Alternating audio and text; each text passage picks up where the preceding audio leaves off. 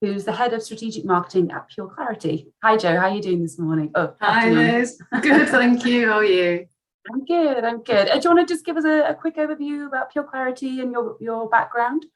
Yeah, sure. Pure Clarity, we are specialists in e-commerce personalization. So all about creating that personalized one-to-one relevant online shopping experience from the minute someone lands on your site to the minute that they leave, building really loyal customer databases, increasing average order value. It's all about your conversion rate. So I've worked at Pure Clarity for nearly 4 years now, heading up their strategic marketing and partnerships. But I've got a good background based across both retail or healthcare, financial services, worked in digital marketing agencies, and now I'm moving into SaaS. So I do have quite a lot of experience in terms of e-commerce strategy, marketing strategy, and really helping e-commerce retailers grow online. And just as a sidekick thing, we host the Pure Clarity podcast, which is quite a bit.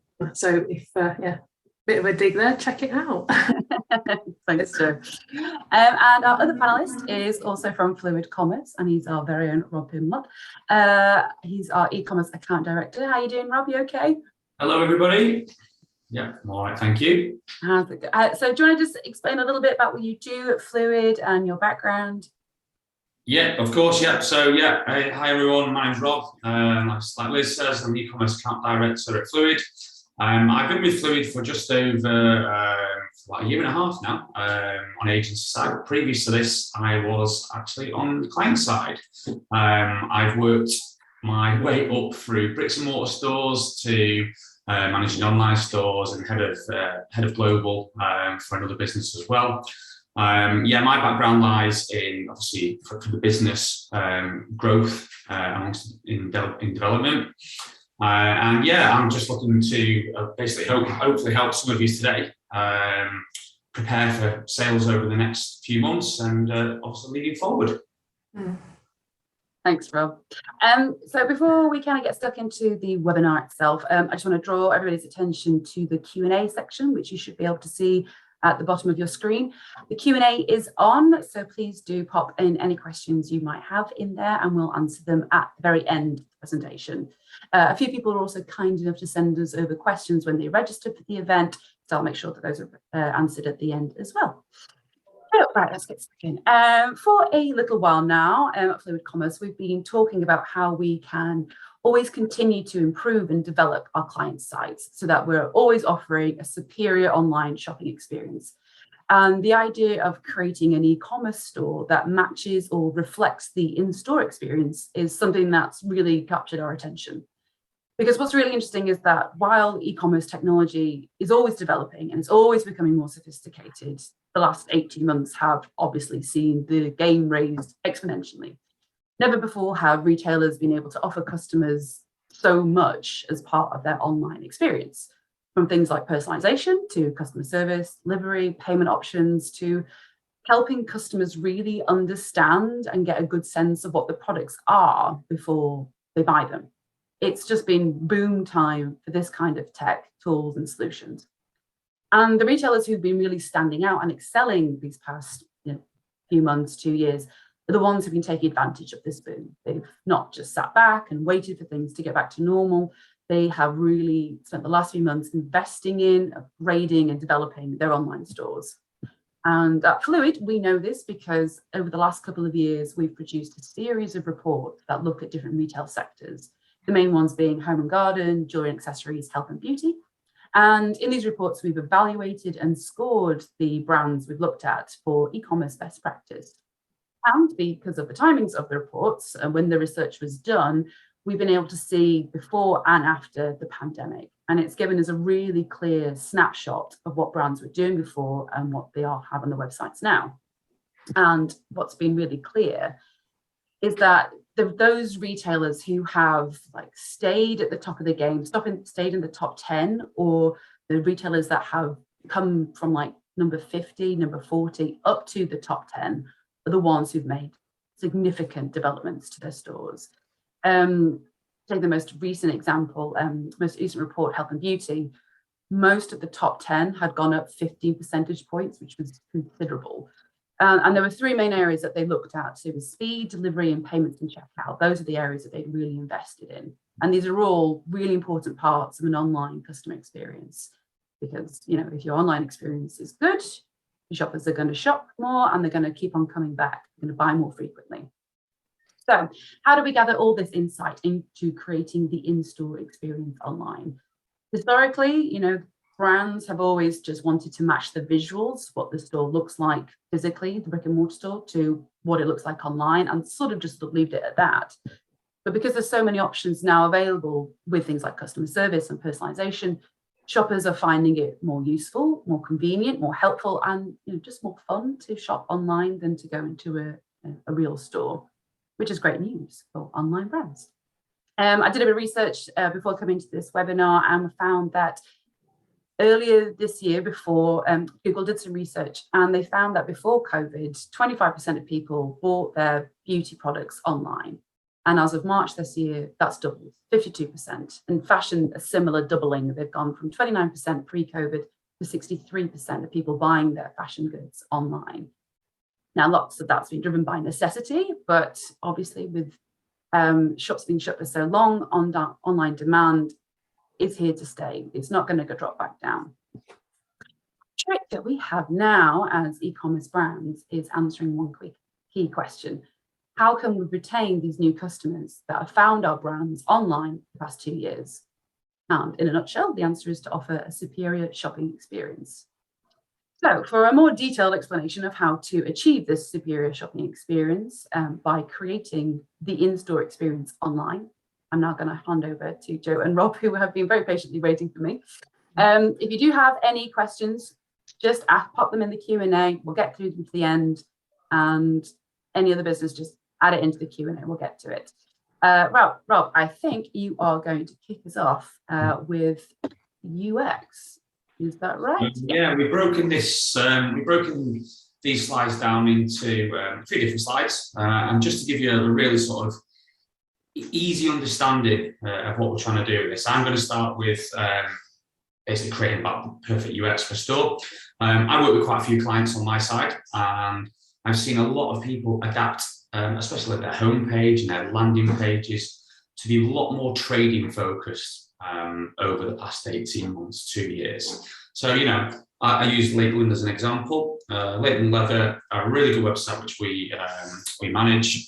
And like, as you can see, this is the homepage, really clear, to the point. You know, try and push what needs to stand out. You know, large sort of sale call to actions as well on the homepage as well, and any of the other landing pages which you're actually pushing towards client facing. You know, these are key opportunities during this time to really sell and push your offers, sale offerings, etc. So, you know, having these at the top half of the actual page will, you know, predominantly always get clicked more than 50% of the lower page, etc. So, yeah, that's a little bit about layout. Liz, can you skip to the next page, please? Thank you. So, yeah, another one. Navigation. Navigation used to be one of my biggest bugbears. When I worked in a previous role, navigation was a real tough one, because there were so many products and so many categories within the products, and we were always on this dilemma of, we've got too many categories in our main navigation, and we've got too much choice.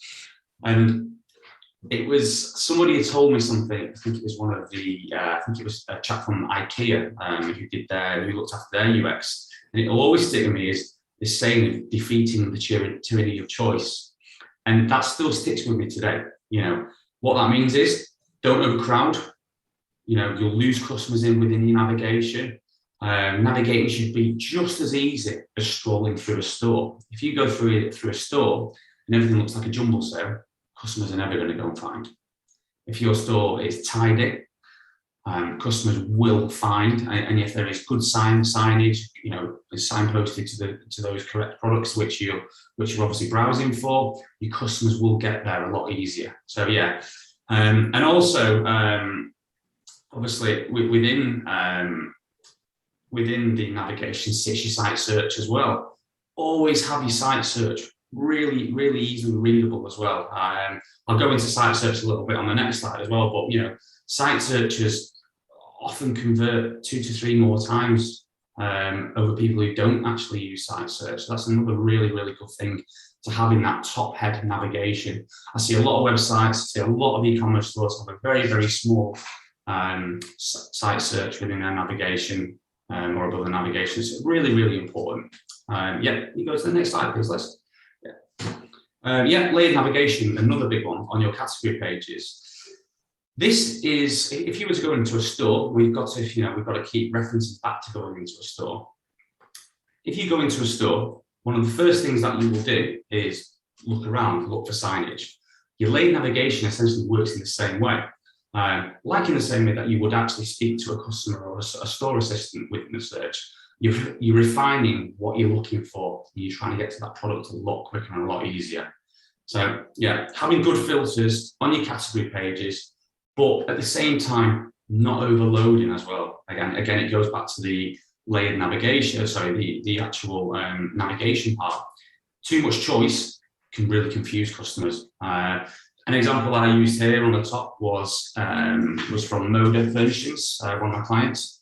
They have about 6 or 7 really good refine by filters, which really sort of help customers get to that product as quick as possible. Obviously,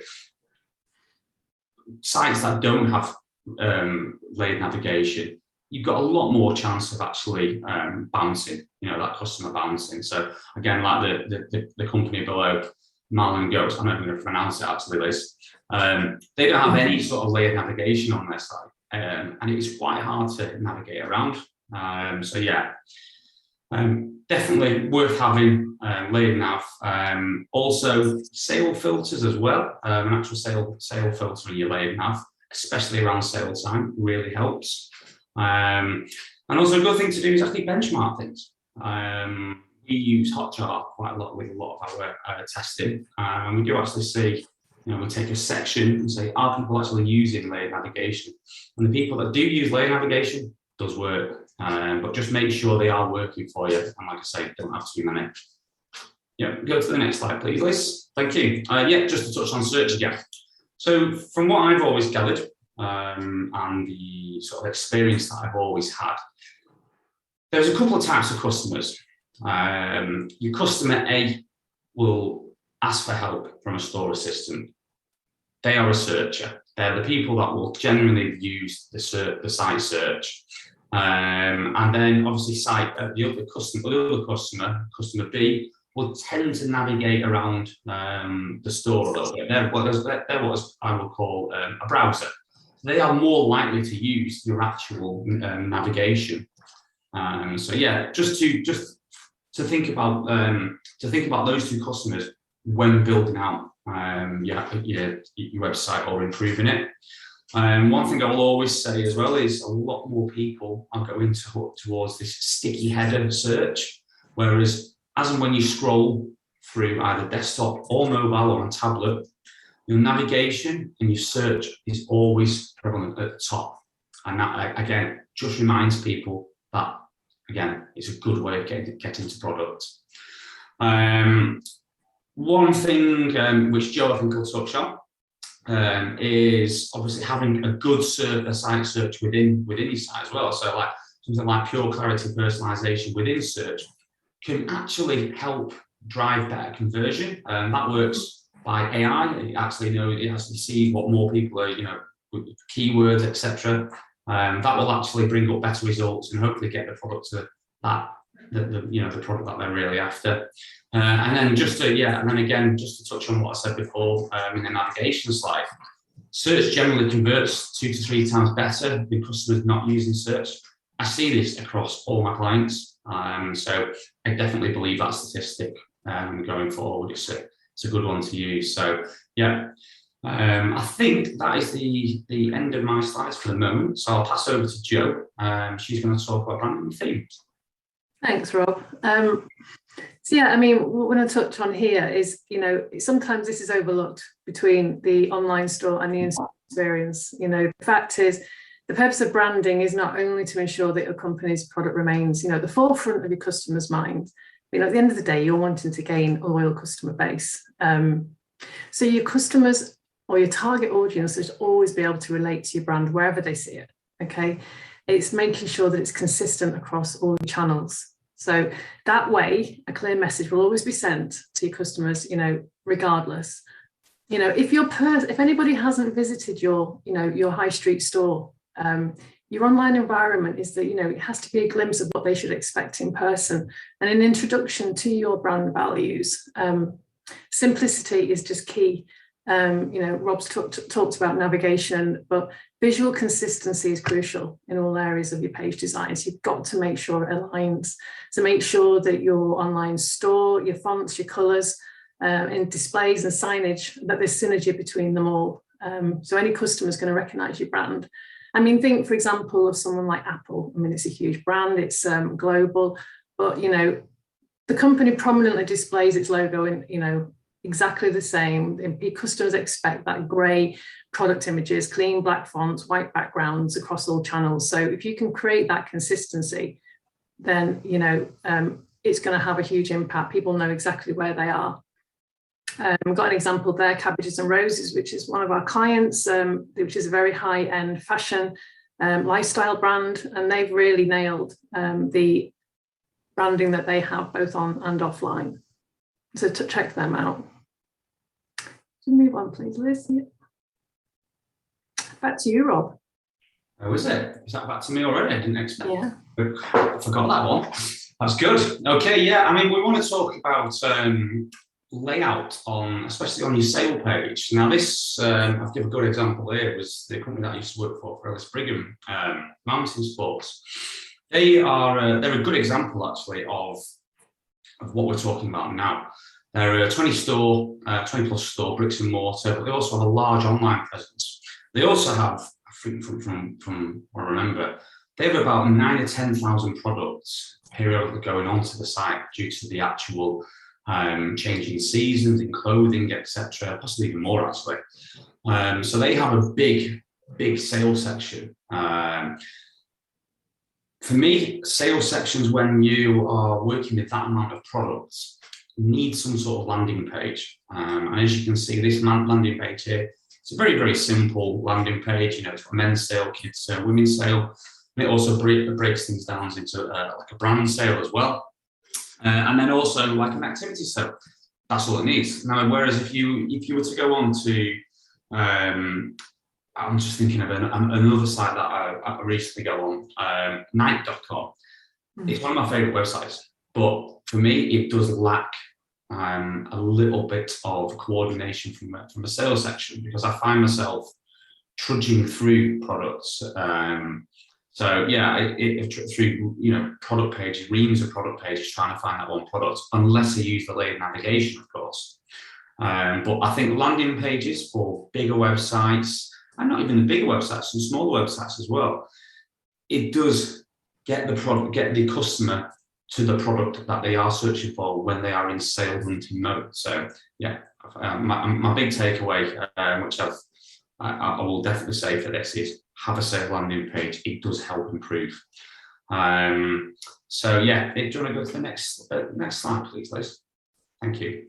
Yeah, and then to talk about while a sale period is actually while a sale period is running, a lot of websites I see fall back really badly on this. Is they're not clear enough on their pricing. So there's nothing worse than going onto a clothing manufacturer, seeing a price for say $18.99 for a t-shirt.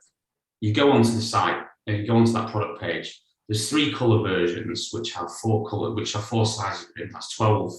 That's 12 simples altogether. 12 actual products. Yet only one of those colors is is that amount of money. The rest of them are full RRP. So you don't actually know until you get to the product page that there's only that one color. You expect them all to be within that color. So I think it's very, very clear to have something like a from price on your product page, and also when you actually land on the category page. Also, when you actually land on the product page as well, if the colour is not automatically selected, have a from until that product is actually selected or that colour combination is selected.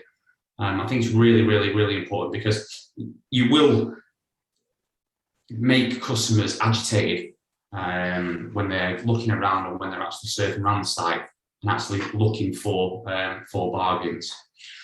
In terms of product prioritization on the site, especially around category pages, one thing I would look to do is add in your margin, if you can put that in your data, and try and actually manage the products on the category page in a structured way where you're pushing high margin products to the top and high stock volumes to the top, thus always trying to push those products and clear those products down. And it's one of the it's like an easy tip, like, which you think, oh, it's so obvious, but again, not enough people, not enough companies actually have the capability of doing that. So it's having some sort of product merchandising on the website that allows you to do that, and especially dynamically, can be a real big driver when pushing products through in the sale period. Let's try and go through to the next slide. Yeah, so we're back over to Joe for this one. So I wanted to talk to you about customer recognition. I mean, what is nicer than when you walk into one of your favourite high street stores and the shopkeeper or the shop assistant, gives you such a warm welcome. They recognise you, or even if you're the first time you've been in there, it's a really warm welcome, And greetings and recognition shouldn't just be saved for the high street. It can be done online too. And this is where you can really make a difference. But to do this, you need to segment your customer traffic to your site. So you show whoever it is, whether they're a first-time visitor or whether they're a returning loyal customer that's been in loads of times, but you're showing them imagery, content, and products that are relevant to them regardless, okay, only relevant to them. This is where personalization really kicks in, as in what you see and what the experience is for you is unique to you, because it's only showing stuff that we know that you like. So when you profile your customer, what you can do is you can do things like upsell and cross-sell products that they'll love, and that can be based on what they've looked at in the past, previous browsing history, what they've bought in the past, what their budget is, what their brand preferences are. There's loads of criteria that you can segment it by, but there's a really good opportunity there to make that recognition really valuable. When you go onto a website, and there's Amazon always done it well, okay, but things have advanced now with personalization, but when you land on a brand website, it's about seeing things that are relevant to you and you alone. In-store point of purchase displays. If you think about those in the high street store, they're all about cross merchandising, brand building. So, you do that online, as I say, through upsell and cross-sell. So, Black Friday is around the corner. It's a matter of weeks away now. So there's, a real opportunity to build that customer recognition now in time for people starting to buy. I know a lot of people have got their Black Friday sales already started, but you can do this straight away. This is not something that it's going to take ages to implement, but customer recognition and giving that unique one-to-one experience is really valuable. Can you just move on, Liz, please? So just going to give you a couple of examples here of what the same website can look like to different types of visitors. So we've got a customer here, let's, for example, Tammy. We don't know a lot about Tammy because she's a first-time visitor to Baby Boutique. But what we do know from geo-targeting is that she's based somewhere in the north of England, and that in England it's spring at the time, for example, and the weather forecast where she is, it's base rain. So we know that without actually knowing that, Tammy's a female and what she's looking for. But what we can do with, customer segmentation and personalization is make sure that what she's seeing is relevant. So as you can see here, she's got, enriched banner campaigns, welcome to Baby Boutique, a nice big welcome, and then products that, the AI knows that she's going to love. And that is a really simple thing to do, but just from an implementation. So it's a really good piece of software that you can use. But if you use the same website, if we flick onto the next screen, Liz, so this one, for example, is another customer that's come, but she's been before. Let's call her, I don't know, Liz, for example. And we know Liz came onto the site about 6 months ago, and she bought a jumper for a baby boy, for a 12-month-old. She's come back 6 months later. So what we're going to do is show our products for 18-month-old babies based on boys, giving a nice welcome back. So there's real simple things that you can do there that, you know, not showing that vanilla website, the same experience for everybody. It's really easy to tailor and to give someone that really nice greeting and customer recognition. So that's really important. Back to you, Rob. Yeah, great, thank you. Okay, so I want to touch on a little bit of online merchandising. I'll give you two examples here. One of the businesses that I used to work for was Innovate, which was a outdoor sports footwear business. They did a lot of clothing and equipment as well, but they were very, very driven by they are the sort of the experts in their footwear. It was trail running, you know, it's hard, it's tough, but having that information on product pages needs to come across. So yeah, like I said, give some examples here. And again, another company, obviously, Moda, I mentioned before, they sell quality high-end garden furniture. And, you know, both of these give a really good example of why product information is obviously key to driving conversion. It's probably worth having a little look on these websites at some point, just to have a look. But yeah, they've, one of the big things for me, especially for the Innovate one, is there's a certain part in just under these little logos, you'll notice, or above the actual green shoes, that actually give you a bit of a view on what these shoes are about, and what these shoes for. But it's about listing the attributes of those. And then if you compare them, you'll then be able to see the real difference in there. Whereas if you were to go onto a product page which selling the same shoes, which didn't have that information from one of their retailers, for example, you're more likely to convert actually on the Innovate brand site because it has that information. It's giving you all that information. So yeah, it's a very, very it's a good opportunity for any retailer or any brand to really sort of drive their knowledge of those products to the customer.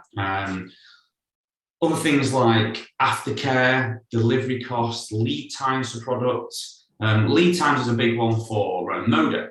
If you can have you could buy a grey rattan furniture set which has a 2 to 3 week lead time, or you could buy a brown one which has a 1 to 2 week lead time. Some of them are distant lead times in the future as well. And it's all about giving that customer that knowledge at purchase point, which make it really, really integral part of the actual customer journey. And make sure you follow that information all the way through as well. I've worked with Moda quite a lot over the last year, really closely, and having these times and having these days really, you know, really helps everybody in choosing the purchase. So yeah, like I said, some good little points in there, hopefully, from a product page point of view, to help you convert better. Liz, can you go to the next slide, please? Yep. Cool. Another thing that I really, really love, going back to my outdoor days, is there's a piece of software. There's quite a few pieces of software now. You know, Analytics is one here, but this is as you can see on the right hand side, you put in things like your height, your weight, what sort of build you are, etc. And this helps define the actual size of the products and the garments that the business or the brand is selling. When I first seen this, I was like, wow, this will absolutely blow things away. And one of the big things for me as well is it helps decrease return rate as well. So, you know, having information on product pages, you know, going back to the product page again, and it's like what we were before, it's vital that that information is correct. A lot of businesses, a lot of brands don't have sizing information. They just have small, medium, large. It doesn't really help people. Big thing that I'm a fan of, again, I'll just refer to Nike and sort of ASOS as well, is you'll see a lot of photos of models that are in there that'll say from something like, this model is 180 centimeters tall and weighs 84 kilograms. That's my perfect size. So I always look for that sort of thing, and then I know that person is wearing a medium, so I'm pretty much that size. So it always gives you a good indication. And again, another good driver, because you can do that when you go in store, because you can pick and try something on, but you can't do that online. So which leads me to the next slide. Thank you, Liz. Where this is a bit of fun. So what I want everybody to do is get your mobile phone out, turn your camera on, and if you can take a picture of the QR code, you should be able to follow a link. I hope Joe's doing it. I hope Liz is doing it as well. But this is a fun bit where augmented reality is really coming into play nowadays. Now, what is it? What is augmented reality or AR? So what this technology does and gives you is a 3D version to view on your phone. So if you clicked on this little QR code and you follow the link, you're probably seeing a nice little lamp just about here. This is really, really becoming a big thing in online shopping world. I've seen it across furniture, seen it across beds, cars, even bikes. I'm a big cyclist, and I've seen it actually people selling bikes in this way. Again, it all helps for the customer journey and the customer experience, something which we can't obviously get to store and do sometimes.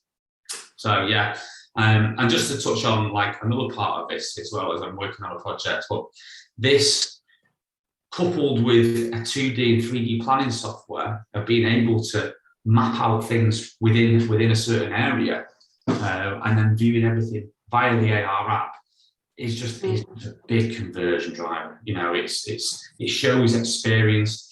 You can even bring that in store as well. I'm quite surprised that a lot of footwear manufacturers haven't really adopted it yet, because I love my trainers. I'd love to be able to just AR a pair of shoes onto my feet. Yeah, I'm a bit of a training nerd when it comes to that point of view, but I do really think that I think this is going to become more and more, and some of you may have used that to buy actual products in the past. So yeah, I think definitely a big player in the market now from a technology point of view. Thank you, Liz. Yeah, and just obviously a glaring obvious one is from my merchandising is video. Video, again, another strong online conversion tool. Reports say video increases conversion rate by up to 80%. We will actually put a list of all the statistics, etc., what we do mention within these slides at the end as well, which will be accessible to everybody. So yeah, I mean, I do, again, I'm just going to touch on again video marketing through. I've seen it on Nike, ASOS. I've also seen on like IKEA as well. Again, just real big drivers, especially around fashion. These sort of 5 to 10 second hit videos, what a trainer looks like, you get the foot, the sole, midsole, the front, etc. Really gives you a nice little view, and sometimes a better view than actual pictures. So yeah, big fan of videos, and the sooner you adopt to adding a video to your products, the better, basically. So yeah. I think that's I think my hand back over to Joe now for the rest of the Thanks, Rob. That's good.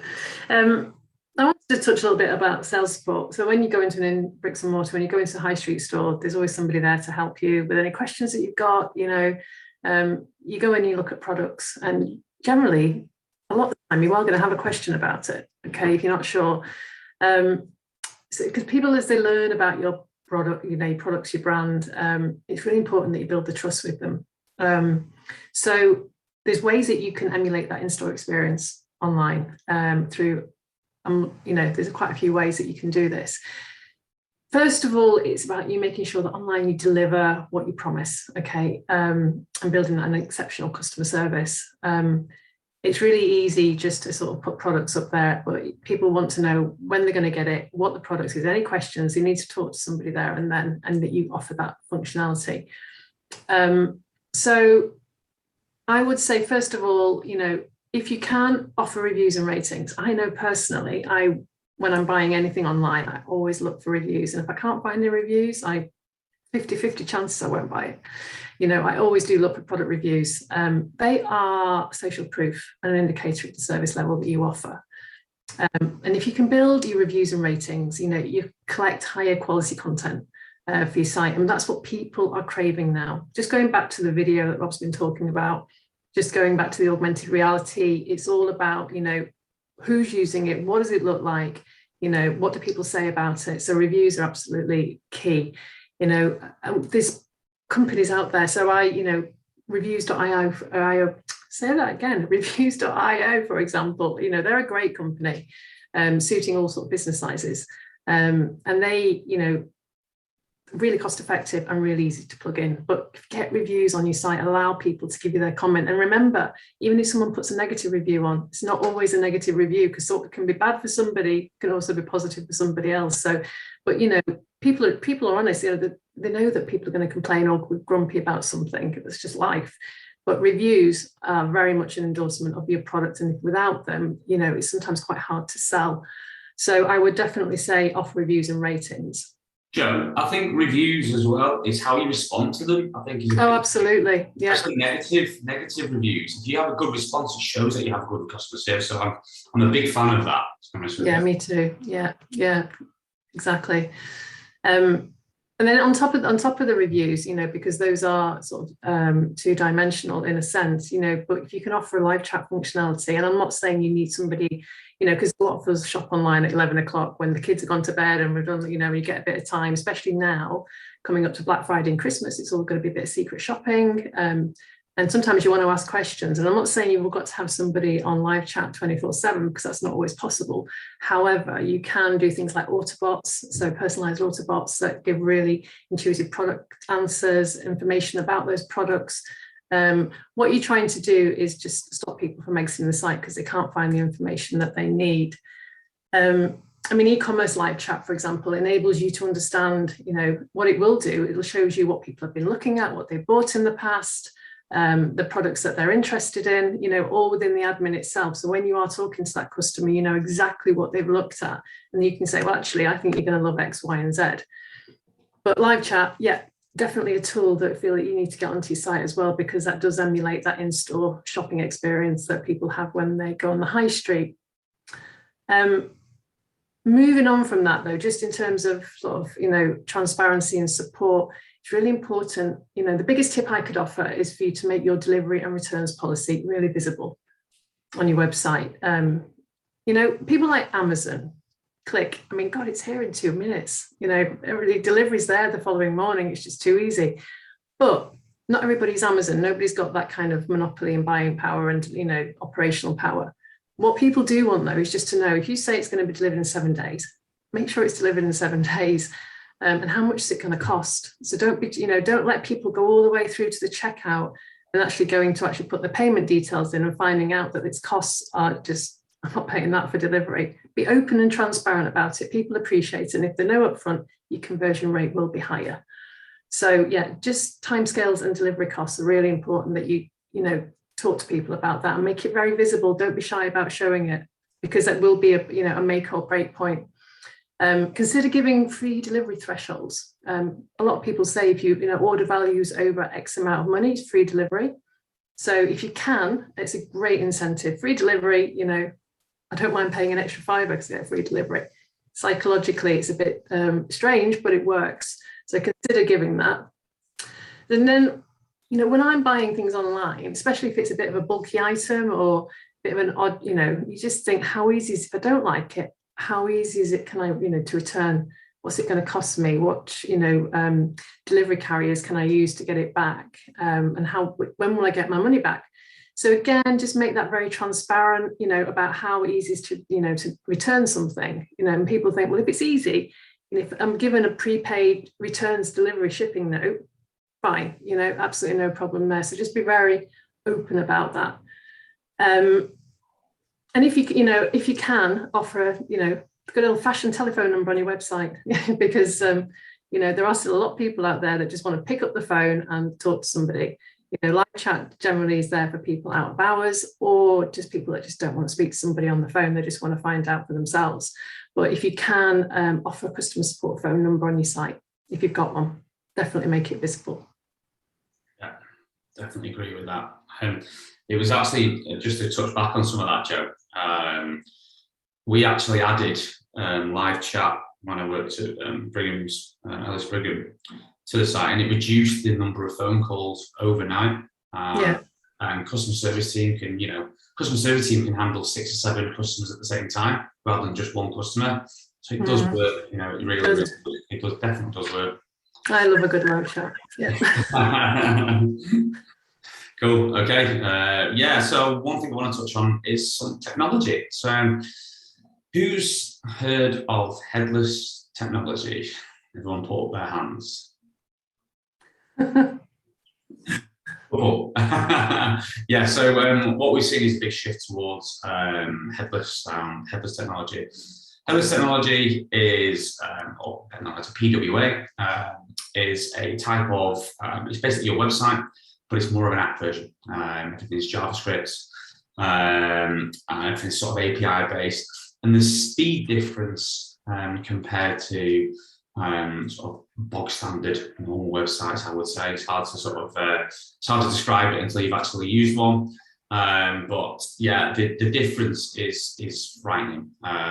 We've just launched Leighton Leather on PWA, and yeah, the actual speed of navigating around the website. I think I did a test. I managed to get homepage, category page, product page, add it to basket, gets the checkout in about 10 seconds, 11 seconds.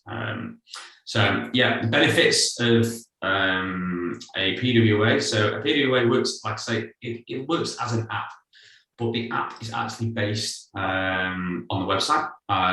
It's completely mobile friendly, tablet friendly, etc. Everything is just brought through, like I say, a hell of a lot quicker.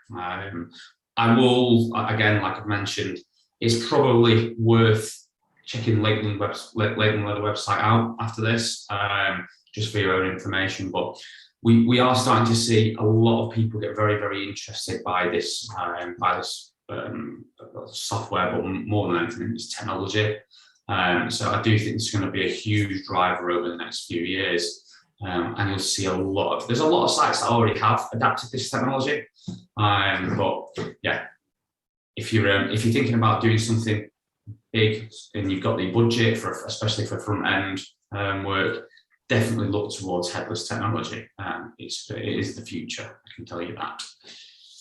Cool, thanks, Liz. So online and versus in-store, right? So this has been a tricky one, and I think it's bridging the gap, between how do I get help online with, apart from obviously the journalist report, live chat, and also you can ring someone at the same time. But one thing we are seeing is we've seen a lot of businesses go to this virtual advisor, which is actually speaking to a store assistant or an assistant who can give you a bit of valuable information. So actually having a phone chat with someone over WhatsApp or using other software to actually talk about, and what it actually does is it makes you feel, from a customer experience point of view, makes you feel very, very sort of looked after. I've pointed out another, again, I'm gone heavy on the outdoor brands here, but Arc'teryx are a huge Canadian business all over the world. They have their own retail stores. They are a supplier of their products into other retailers. Obviously, Ellis Brigham used to have them as well. But they've gone to a virtual advisor booking a video shopping appointment where you can, where somebody will call you once you've booked it. I know a few other brands. I think when me and Liz were doing the research for this, was it Heels, Liz? They were really, really good with booking an online store as well. So yeah, I think this is going to be, you're going to start to see this pop up a lot more. That coupled with, again, like I just mentioned, live chat, it's just another conversion helper all the way through. And more than anything, it's a big retention driver as well. If you've had that good experience, like if you go into an online store, where we will always come back to, you will always go back to that one store and get the experience. I would sooner rather pay 5-10% more for a product if I get the experience and get looked after correctly. And it goes back to everything that we've said in these past slides, that things like delivery, aftercare, etc., etc., etc. If all that is handy, you will always come back to that site because it's a good site to use. So yeah, I'll pass on to Jo for the final couple of slides. Great, thanks, Rob. Yeah, let's talk about checkout. Okay, Yeah. this is the final point of that shopping journey, and it's can really make or break. I mean, I wonder how many of you here today wish that you didn't have so many people drop off at your checkout. Cart abandonment, they've put stuff in the basket, they've been keen, loads of stuff, and then that's it, never see them again. And the biggest frustration ever, I mean, the global average rate of cart abandonment is scary. It's nearly 76%. Again, we'll show you where we get all these stats from, but that is a general consensus recent report that's just come out. And on mobile phones, it's nearly 86%, even more frightening. There's lots of reasons why people abandon the cart, but the checkout is one of the big ones. So you've really got to make sure that your checkout process is what we call frictionless. It's really, really easy to use. So, if you can, make sure that your checkout flows comprehensively. Don't ask people for things that are not necessary. Only ask them for information that is necessary for the part of that checkout. The gold standard for online checkout is really quite simple.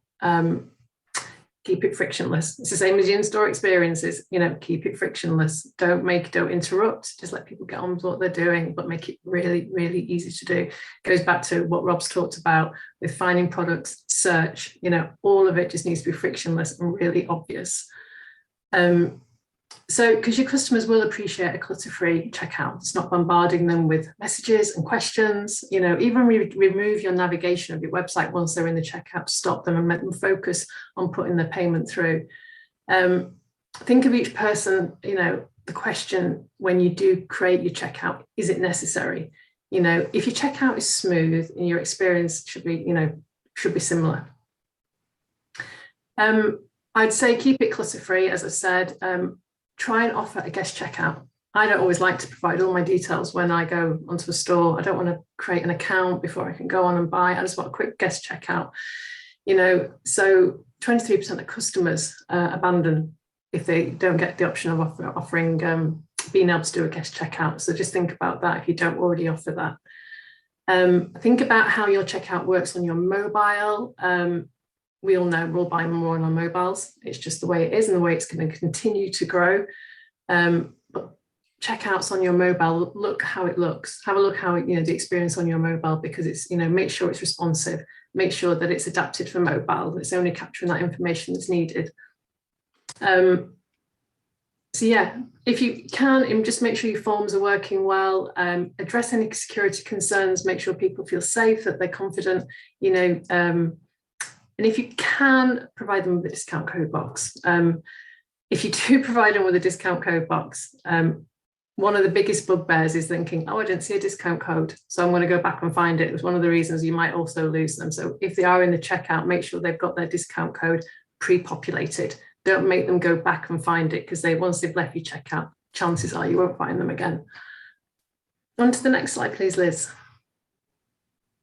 And then that comes to your payment options. So a lot of you may already do this. It's really important, if you can, to try and just think about who it is that's buying on your site and how that demographic like to pay. So, traditionally, people historically would have paid by credit card and debit card, and PayPal to a certain degree. I would make sure that, you do make sure you offer options such as PayPal. I mean, PayPal's got 200 million accounts. It's recognized and trusted. If you don't offer PayPal, it's really a good idea and it's easy to get it implemented onto your site. But have a think about flexible payment options as well. So companies such as Klarna have come out now, and they offer a buy now, pay later option. If people are making perhaps more considered bigger purchases, to be able to pay in installments or a deferred payment date may be more appealing. So if you can offer those broader range of different payment options, the chances are that they are going to convert. Flexibility is key with payment. You can see there on the screen, you've got your standard things like Visa, MasterCard, Maestro, but things like Amazon Pay, Klarna and Stripe, Apple Pay, the younger demographics, these are expected now. So make sure, if you can, offer a wider range of payment options. Okay. Now let's just jump back into cart abandonment. 28% of shoppers, well, this goes back to my delivery and shipping thing. If they see unexpected costs, boom, you've lost them, they've gone. So that's nearly, coming up for a third of your customers if you're not disclosing your shipping costs. But, the reasons why people are leaving, shipping 28%, they've had to create an account, no guest checkout option, 23%, you've lost them there. Card security, they're not quite sure whether their card details are going to get shared across the internet or, is this genuine? 13%. And then complicated checkout, overcomplicated, you've lost another 12% of people. So don't put all the hard work into creating that fantastic in-store experience on your website to then fall at the last hurdle, which is your checkout. Your checkout needs to really work hard for you. So it's just do a bit of an audit, a bit of a sense check. And I'm sure Rob and Liz at Fluid would, if you want them to take a look at your checkout as a project, get in touch with them. I'm sure they'd quite happily, talk to you about what they could do to help with that as well, if needed. But don't give your customers a reason to abandon their cart. With the shipping options, it's I put it under shipping options here, but I should probably have called it cart abandonment. But just don't lose them at the last hurdle. That's all I can say.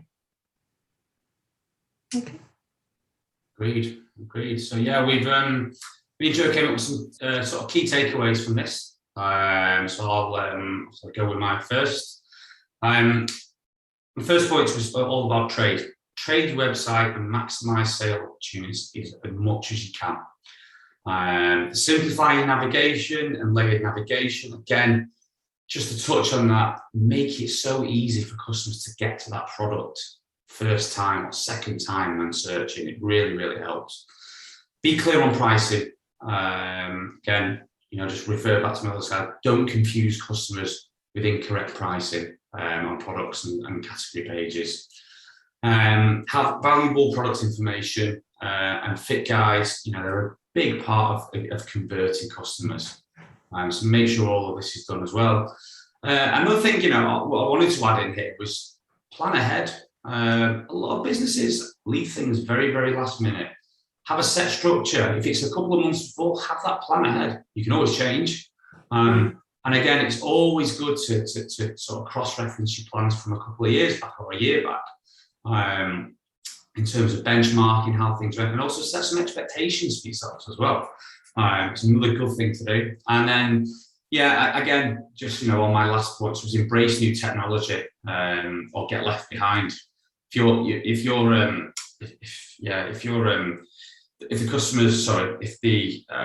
the companies who you're battling against for that one sale, if they have a couple of bits of technology that you don't, I will guarantee that they will convert probably more 9 times out of 10 more than yourselves. So yeah, that's my sort of key takeaways from this. Over to Joe. Thanks, Rob. So yeah, just quick recap on what I would say is think about your branding, make sure it sits in line, on and offline, and be consistent across the two. Segment your customers, okay, talk to them as an individual, make sure that what they see is relevant to them and them alone. You're going to convert a much higher rate if you can do that. Provide multi-channel sales support. Let's go phone, let's go live chat, Autobots, there's lots of different ways, but provide that sales support where, it is critical. Checkout is frictionless. We've just covered off on this. So don't fall at the last hurdle. Make sure that it's frictionless, seamless, and then it offers a wide range of payment options that's relevant for your customer demographic. And just be consistent about your delivery and returns policy. Again, that's another big hurdle as to why people will just go somewhere else and buy elsewhere. So keep them on your site and make it very transparent. There you go. Cool, thank you. So yeah, it's over to Liz, take it away, actually.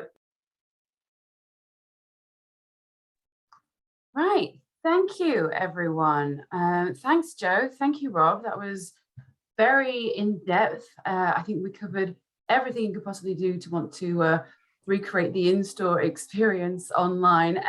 We've just got a couple of questions that have come through. So I don't know if you guys are ready. So the first question, hi Rob, Sorry, I had to move rooms.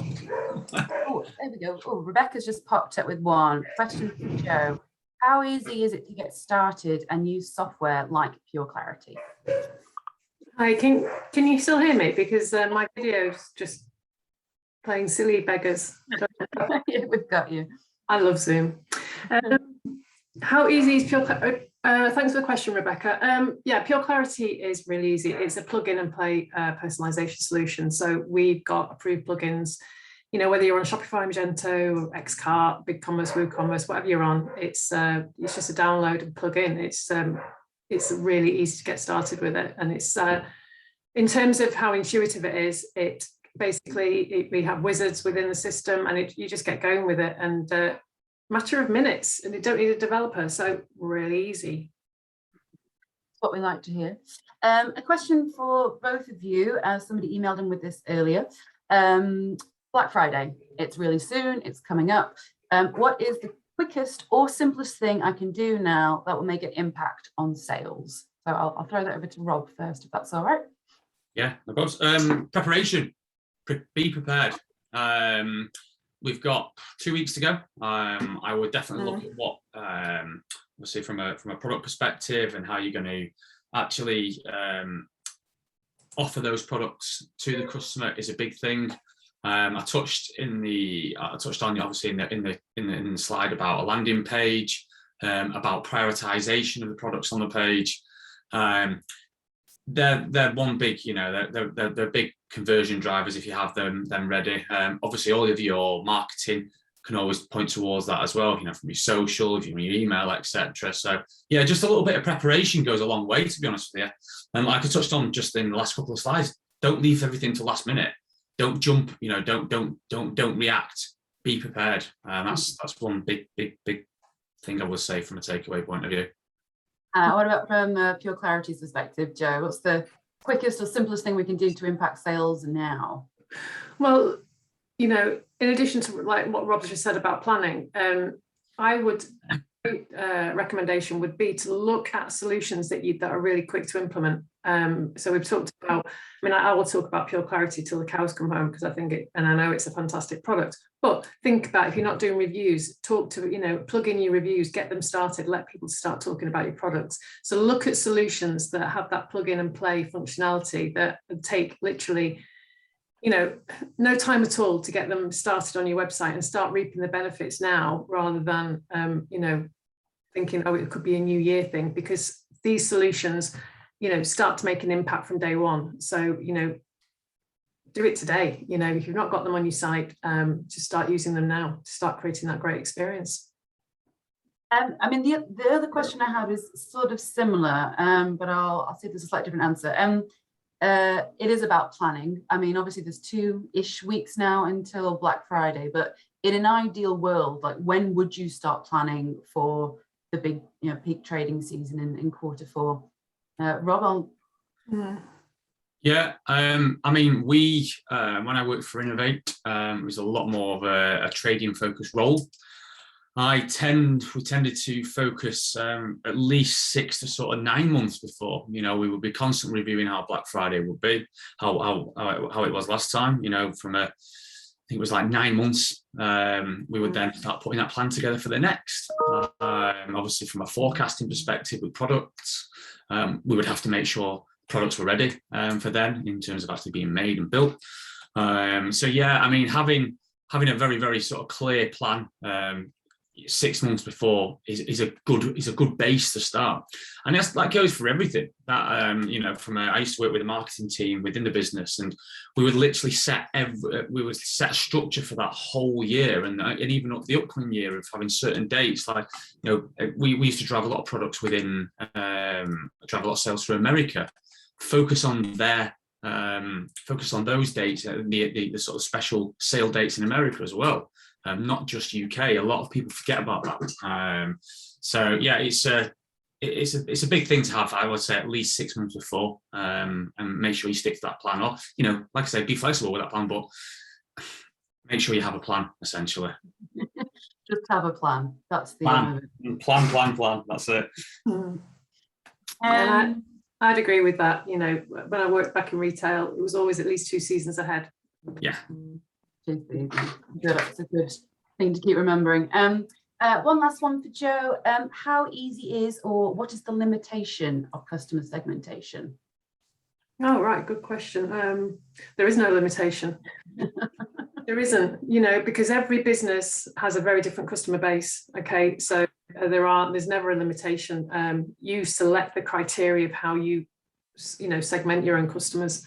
That could be based on, you know, how many times they've visited, where their base, location, product buying history, you know, what the value of their purchases. It can be anything, number of items in basket, where they've come from, whether it's an ad campaign or whether it's a, you know, source. So there's no limit to, you know, how many segments you can set up. And then even, you know, for someone like us at Pure Clarity, we work very closely with a lot of B2B businesses as well. So they can segment by different customer groups because they all have different price points. They all have different products that are available to them, pricing tiers. So yeah, you could, there's no end. There's no end to how you can segment. And it's, you know, it's all about your own business model. And, you know, one size does not fit all. So yeah, the answer to that is there is no limit. Okay, I think that's it. Thank you both so much. Thank you, Rob. Thank you, Joe, for giving up your valuable lunchtime. And thank you very much to all our attendees who signed up and have come along and listened to us today. We're going to be sending out the video and also the slide deck, which will have the links to all the stats and other bits and pieces that the guys mentioned this afternoon or tomorrow. Yeah, and just keep an eye out for Fluid and Pure Clarity on social media.